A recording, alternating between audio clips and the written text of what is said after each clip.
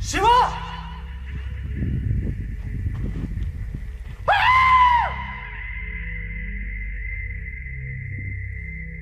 मंदिर क्या होता है? मंदिर के अंदर सिर्फ एक पत्थर। अच्छा ठीक है, कुछ समय के लिए ये भूल जाते हैं कि वो भगवान है। बात करते हैं विज्ञान की। आइए पत्थर को पत्थर की तरह देखते हैं। अपने देवताओं को थोड़ी देर के लिए अलग रखें और ध्यान से सुने। मैं आपको बहुत मूलभूत बातें बताऊंगा। यदि आप मंदिर की संरचना को देखते हैं तो गर्भगृह के अंदर आप पाएंगे कि एक पत्थर है जो कि आसन सहित लगभग 6 से 7 या 9 फीट का होगा। बहुत सारे लोग इस बात का उपहास बनाते हैं कि पत्थर की इतनी सजावट क्यों करी गई है, इसमें क्या है? आप इस गूंगे पत्थर को भगवान समझकर पूजा कैसे कर सकते हैं? उन सभी बेवकूफों के लिए जो मूर्ति पूजा का उपहास कर रहे हैं, आइए विज्ञान के दृष्टिकोण से देखते हैं। ये क्या है? ये एक चट्टान है। चट्टान क्या होती है? चट्टान धातुओं और खनिजों से बनी हुई होती है। यदि आप एक घाटी में जाते हैं और कुछ चिल्लाते हैं तो वह चट्टान क्या करती है? वो आपको एक प्रतिध्वनि देती है। क्योंकि ये एक खुली जगह है इसलिए ध्वनि इसमें यात्रा करती है, चट्टानों से टकराती है और चट्टानें इसे वापस फेंक देती है। इस प्रक्रिया को इको कहते हैं और यह वैज्ञानिक रूप से सिद्ध है। हर कोई इसे जानता है। आप ध्वनि तरंगों को जितनी जोर से भेजते हैं उसी के आधार पर चट्टानें एक प्रतिध्वनि को वापस फेंकती है और ऐसा हर चट्टान करती है। इसलिए आपको अलग अलग अंतराल पर 2-3 आवाजें सुनाई देती है। इस पूरी प्रक्रिया को आप देख नहीं सकते लेकिन आप इसे सुन सकते हैं। यह तो बात हुई खुले स्थान की। अब सोचिए अगर आप बंद जगह पर ऐसा करें तो प्रतिध्वनि कितनी होगी? निश्चित तौर पर खुली जगह से तो बहुत ज्यादा होगी। अब मंदिर के अंदर चलते हैं। यहां आपको या तो एक शिवलिंग मिलेगा या चट्टान से बनी कोई मूर्ति मिलेगी। यह मूर्ति दीवारों से बंद एक संरचना में रखी गई होगी जिसके शीर्ष पर एक गली गोपुरम होगा। यह पूरी संरचना एक पिरामिड की संरचना की तरह होती है जिसकी नोक आकाश की तरफ इशारा करती है। यहां कोई वेंटिलेशन भी नहीं होगा। पत्थर की दीवारों से बना यह स्थान इतना घना होता है कि सूर्य का प्रकाश भी अंदर नहीं पहुंच पाता। लगभग सभी मंदिर ऐसे ही होते हैं। इन्हीं मंदिरों में खड़े होकर लोग अंदर विराजित चट्टान को अपनी आवाजें या प्रार्थनाएं भेजते हैं। आज ही नहीं, पिछले कई हजार वर्षों से इसका अभ्यास किया जा रहा है। निरंतर ये आवाजें भेजी जा रही हैं, ठीक सुबह से लेकर दोपहर तक, फिर शाम से लेकर रात तक, हर दिन सभी मंदिरों में। सिर्फ मंत्रों की ही नहीं, घंटियों की भी आवाज की जाती है और कुछ कुछ मंदिरों में तो ढोल नाद भी किया जाता है। हम सभी जानते हैं कि ध्वनि का एक प्रारूप होता है। सभी मंद बुद्धि वाले लोगों के लिए मैं कुछ प्रयोग दिखाने जा रहा हूं जहां विभिन्न प्रकार की ध्वनियों के कारण अलग अलग कण अपने पैटर्न और प्रारूप को बदल लेते हैं। नाइजल स्टैनफोर्ड ने अपने चैनल पर एक सुंदर म्यूजिक वीडियो बनाया है जिसमें वे दिखा रहे हैं कि ध्वनि के कारण पानी, अग्नि और विभिन्न कण कैसे अपनी प्रतिक्रियाएं बदलते हैं। यह एक अविश्वसनीय प्रयोग है जिसे आपको अवश्य देखना चाहिए। It is a film to describe to you the effect of cymatic frequencies.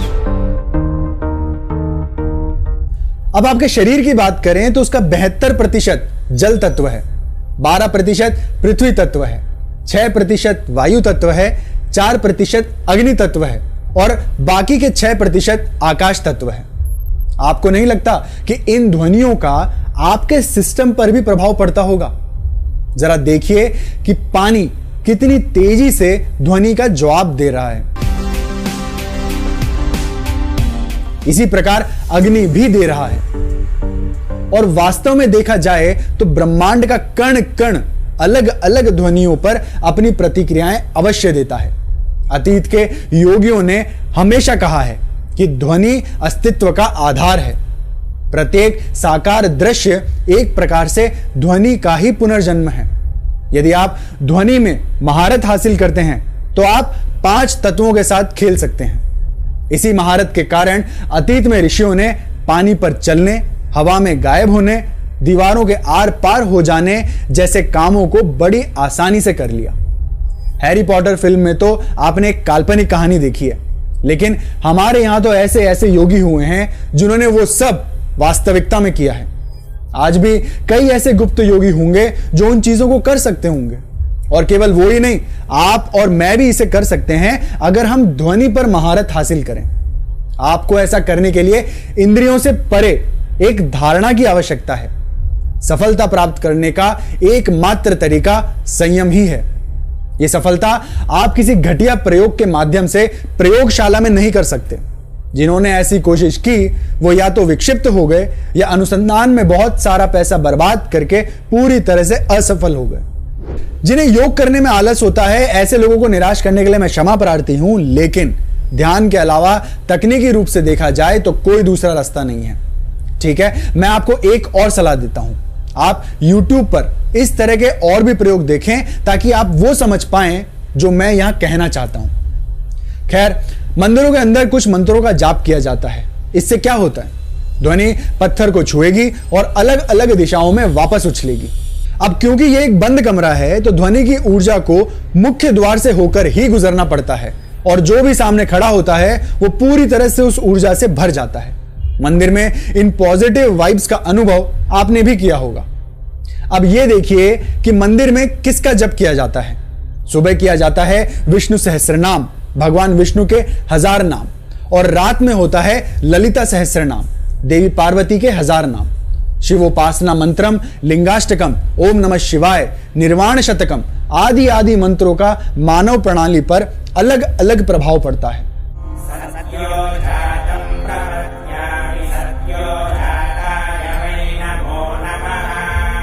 मैं वास्तव में जांचना चाहता था कि इन ध्वनियों का मानव प्रणाली पर क्या प्रभाव पड़ता है, इसलिए मैं मानव मस्तिष्क और मानव प्रणाली पर इन ध्वनियों के प्रभाव को समझने और इसके प्रमाणों को लेने के लिए न्यूरोसर्जन के पास गया। मैं अपने दोस्त राहुल को EEG टेस्ट के लिए ले गया। इसे इलेक्ट्रोएन्सेफेलोग्राफी कहा जाता है, जिसमें आप किसी व्यक्ति के मस्तिष्क की गतिविधियों और उसकी तंत्रिका तंत्र की गतिविधियों को कंप्यूटर पर देख सकते हैं।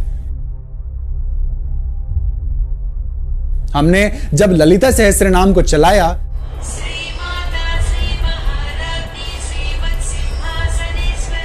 राहुल रिलैक्स हो फेज अक्सर फर्स्ट నుంచి चल हां रे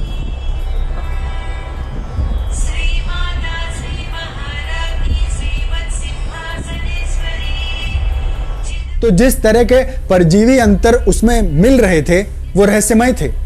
हे भगवान, अब मैं समझा, ये आवाजें कुछ अलग तरीके से इंजीनियर की गई हैं।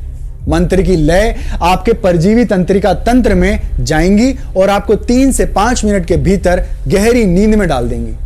मुख्य बात तो यह है कि ये मंत्र बहुत साल पुराने हैं। हमारे प्राचीन ऋषियों को यह कैसे पता चला होगा कि ये ध्वनियां पैरासिंथेटिक तंत्रिकाओं को प्रभावित करती है।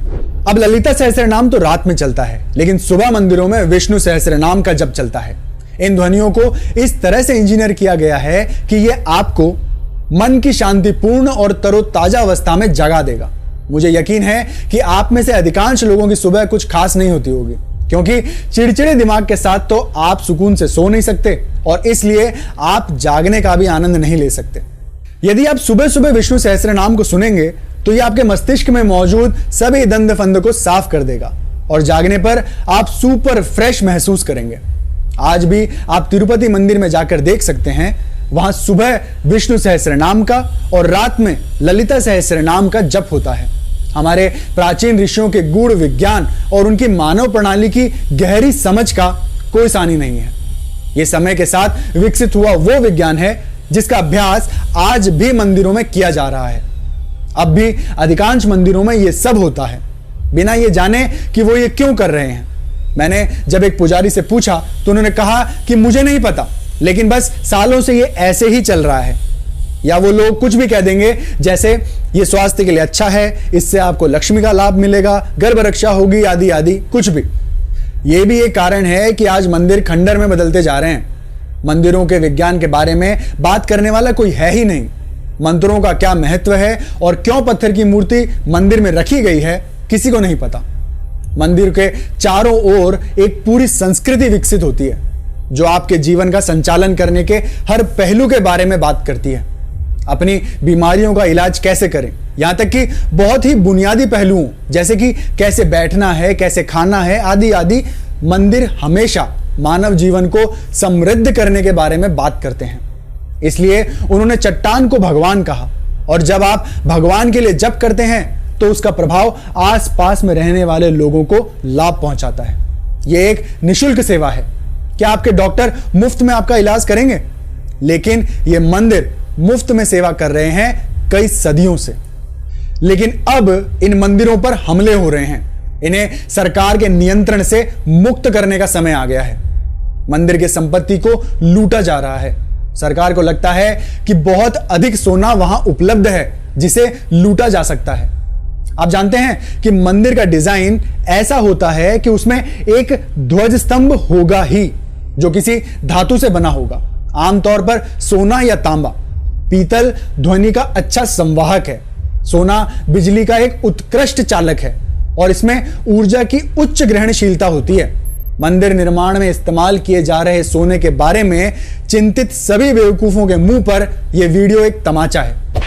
यह एक स्पष्ट विज्ञान और सबसे परिष्कृत इंजीनियरिंग है जिसकी तुलना में आधुनिक विज्ञान अभी बहुत गौण है। मंदिर के डिजाइन में अभी बहुत कुछ समझना बाकी है।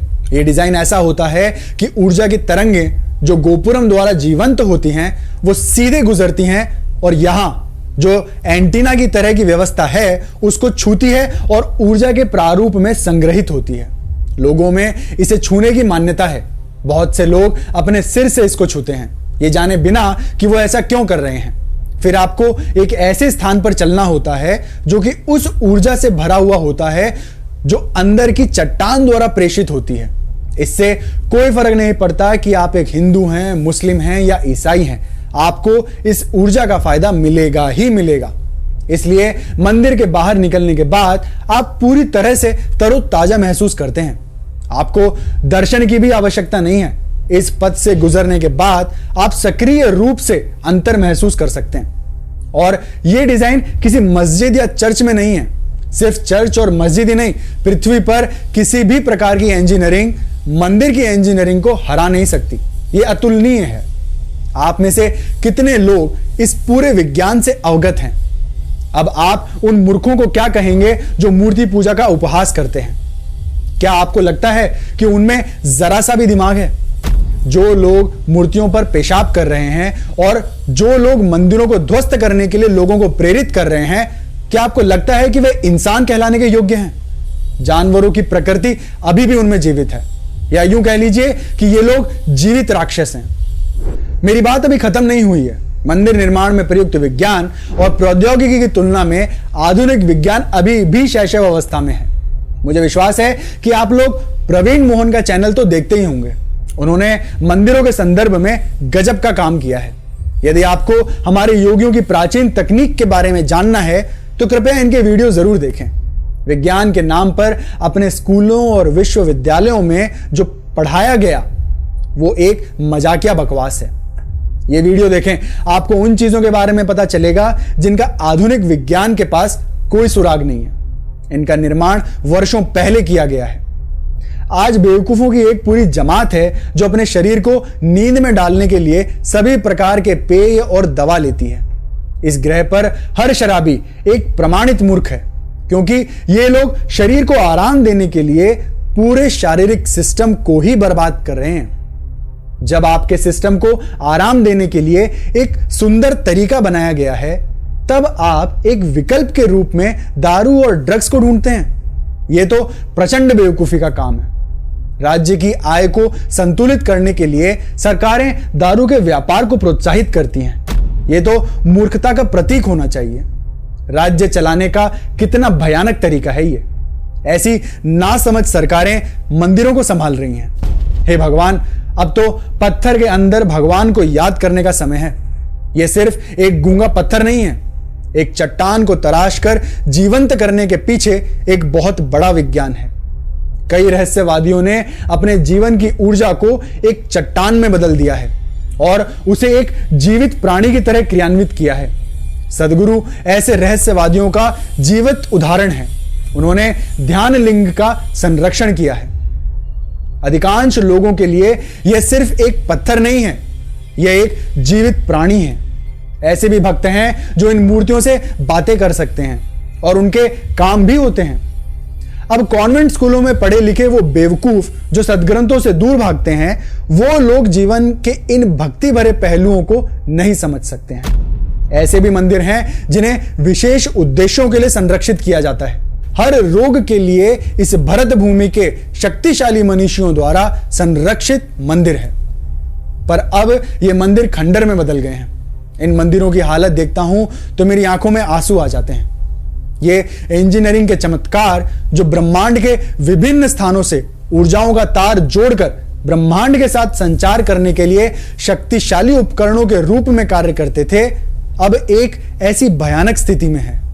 उफ, मूर्खों को इस बात का कोई पता नहीं है कि ये मंदिर किस लिए बने हैं। और सबसे खराब बात, मंदिर सरकार के नियंत्रण में है। मंदिर के फंड का दुरुपयोग नर्क की तरह किया जा रहा है। मंदिर की संपत्ति बेची जा रही है। उन जगहों पर चर्चों का निर्माण किया जा रहा है। क्यों? क्या हम एक बार के लिए सभी झगड़ों को एक तरफ रखकर सिर्फ इस एक कारण के लिए एकजुट हो सकते हैं कि सरकारी नियंत्रण से मंदिर मुक्त हों? यह मत सोचो कि हमारे देवता आएंगे और हमारे प्रिय मंदिरों को बचाएंगे। हमको स्वयं उठकर कुछ करना होगा। आप कहीं भी हों, आप जो भी हों, चाहे आप मुस्लिम हो, ईसाई हो या हिंदू हो, कृपया इस आंदोलन का हिस्सा बने। फ्री टेंपल्स फ्रॉम सरकार।